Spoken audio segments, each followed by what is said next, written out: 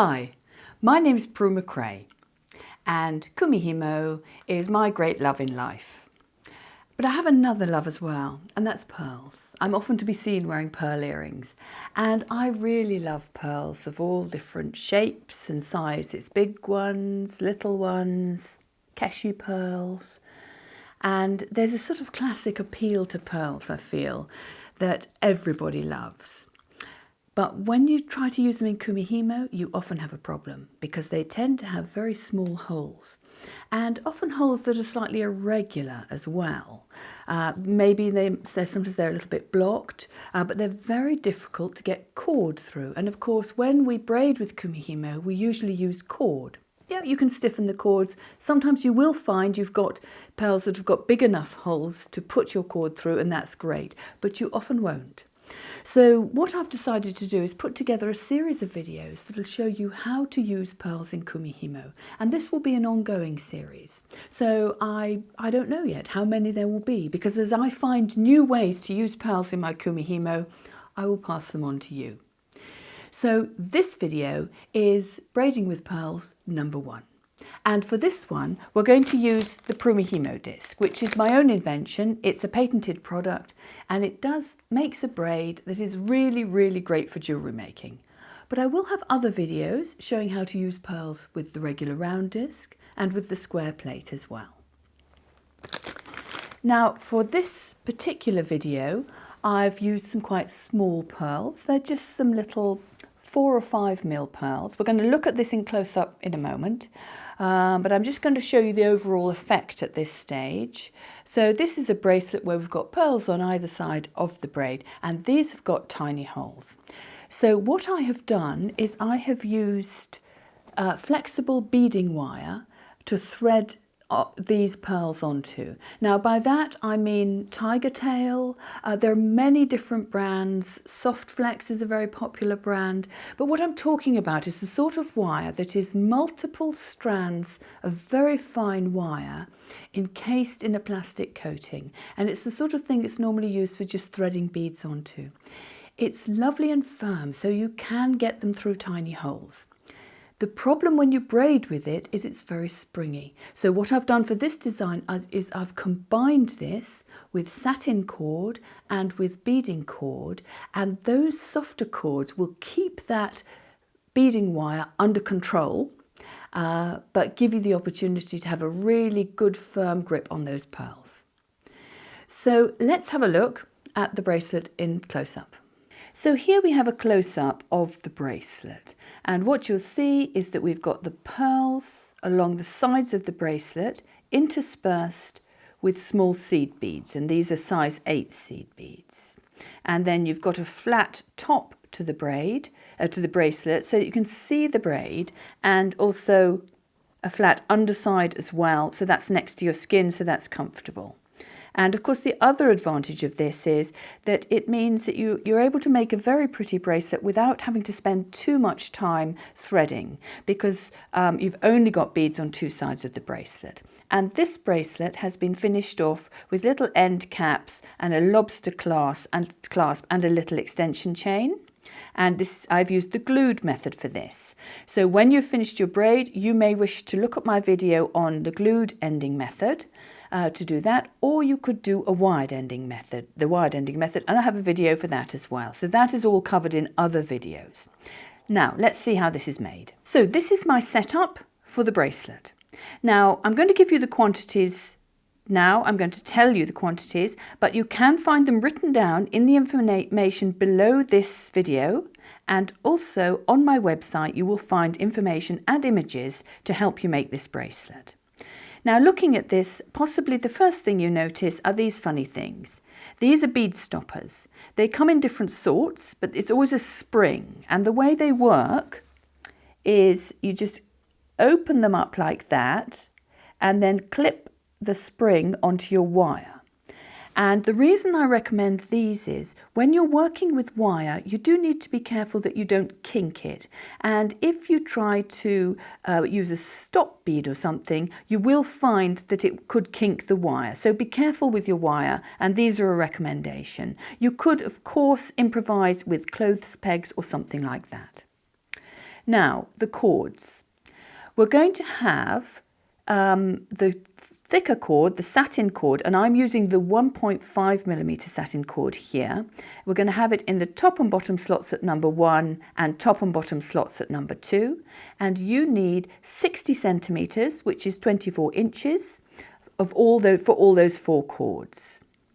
Then, at number 3, you're going to have your tiger tail, your beading wire, your soft flex, whatever you've got. And you need a little bit more of that. You need 80 centimetres, and that's about 32 inches. And then at number 4, we've just got beading cord, and I've used the Eslon, it could be Ceylon as well. It's 0.5mm, that's Tex 210. So that is the setup of the cords. Now, for the beads, it will depend on the length of your bracelet how many you need, but you need an alternating pattern of beads on the wire. And I have used, I've used 16 pearls and 16 seed beads. So you might need anything from 14 to 18 of those to make a bracelet to fit you. So be ready to change for what you want. And you need that on both cords. I've just got a few on this one for my demo, but you actually need to have your alternating pattern of beads, the same number on both the top wire at number 3 and the bottom wire at number 3. The other thing to say is, if you use a slightly wider or narrower cord, the spacing of your beads will be different and you will need more or less. So again, be ready to be flexible. Your starting point is to just braid, as usual, your normal Prumihimo braiding for about 2 centimetres. If you need help with that, please look at my video on how to braid with the Prumihimo disc and how to add beads. So those are 2 separate videos, and they will tell you all you need to know about how to braid. But I'm going to give you a quick demo here so you can see how it's done for this bracelet. So as usual, we start at number 1, we do our 3 moves. We do our top to bottom, bottom to top, bottom across. The cords are back on their home positions, which are the slots with dots, so I can rotate my disc round, and again, top to bottom to top, bottom across. And you'll notice I use my thumb now and then just to keep it stable. So this is why I've made the disc this size, so that you can always be ready with your thumb to just anchor the cords if necessary. So I've done my 3 moves now at number 2. My cords are back on the slots with dots. So now here I am with the wires. And you braid these in exactly the same way. You will find they're a little bit springier, so you need to be a little bit firmer with them.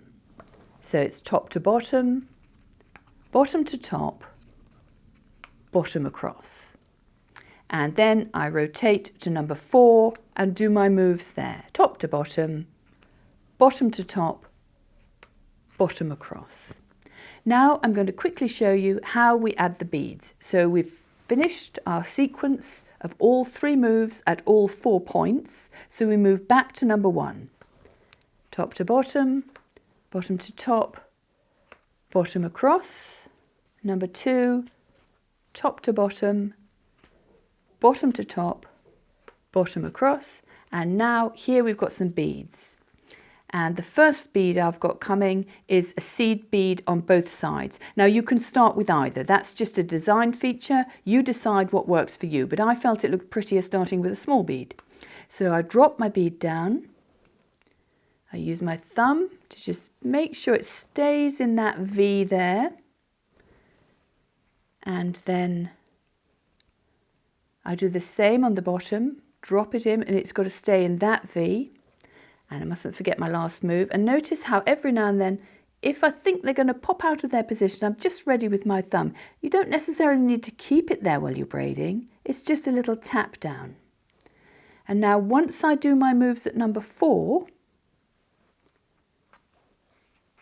those beads are locked into position, so they're safe. Now, I'm just going to show you another sequence. So we're going to go through We're going to do our moves at number 1, a little bit faster, our moves at number 2, and now we've got a pearl coming next. So same thing. Now you might have larger pearls than this, so in that case you will need to be ready to use your thumb. But what I'm doing is I'm pushing it down quite firmly first of all,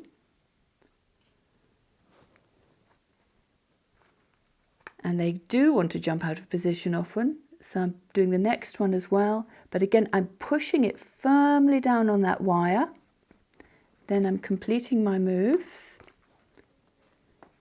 Completing my moves at number 4. And we've finished that sequence. Now, they might be a little bit loose. So what I'm going to show you now is one final sequence. Top to bottom, bottom to top, bottom across. And at number 2. Now, at number 3, I'm going to just tighten those up. And the way I'm going to do that, in fact, first of all, I'm just going to release a little bit more cord there.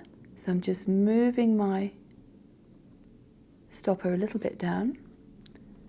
And on the other side. There we go.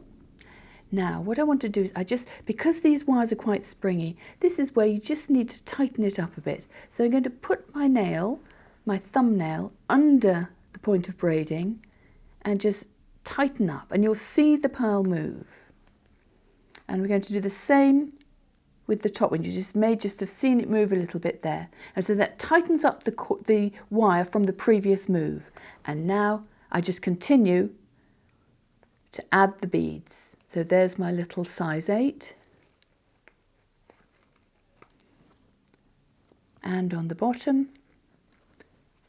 And again, because it's springy, I'm using my thumb more than I normally would if it was just cord. And now the final 3 moves of that sequence. So then continue in that manner, making sure that you just tighten up those pearls in the next round, the round after you've added them, and continue until the braid is the right length for your bracelet.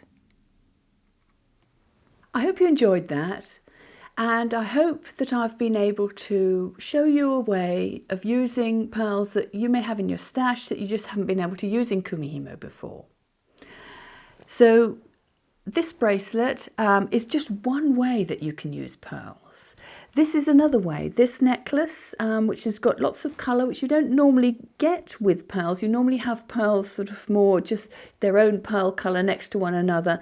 So next time I'm going to show you how to get lots of colour into your braiding with pearls. And if you want to know when that's going to be uploaded, my suggestion is that you subscribe to my channel. It's really helpful for me. It lets me know how many people are following me. It gives me the encouragement to film lots more videos, and for you it will let you know when I've got a new video uploaded onto my channel. So until then, goodbye.